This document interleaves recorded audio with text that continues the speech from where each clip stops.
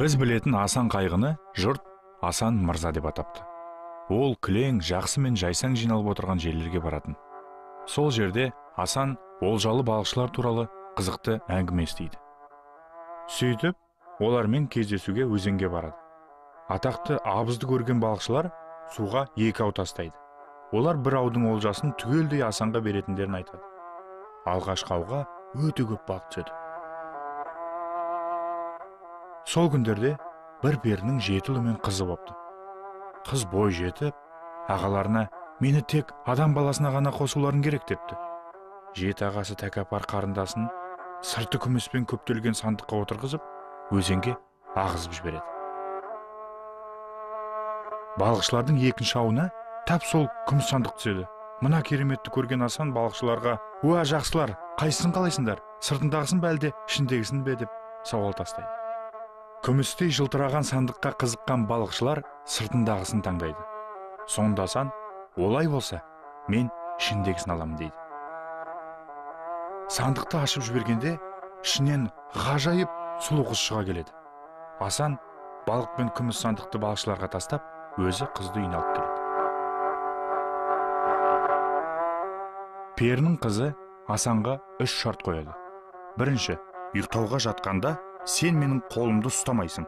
Екінші, бір жаққа кеткен кезде үйге кенеттен келмейсің, жабықтан сығаламайсың.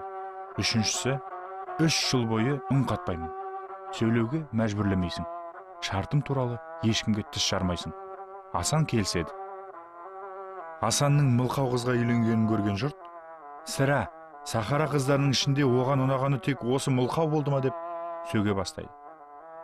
Елдің сөккеніне қатты қапаланған Асан, әйелім белгілеген мерзімнен бұрын сөйлеп кетер ме деген оймен бір адамнан оның халқы көп, улап-шулап жатқан Дулы базарға апаруды өтінеді.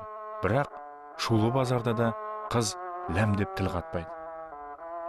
Енді Асан әлгі адамға әйелін сусыз шөлге апарып, оның көзінше қымыз құйған үлкен местерді құмға төңкеріп тастауға бұйырады. Қымыздың төгіліп жатқанын көріп шыдай алмай бірдеңе айтар деп үміттенеді.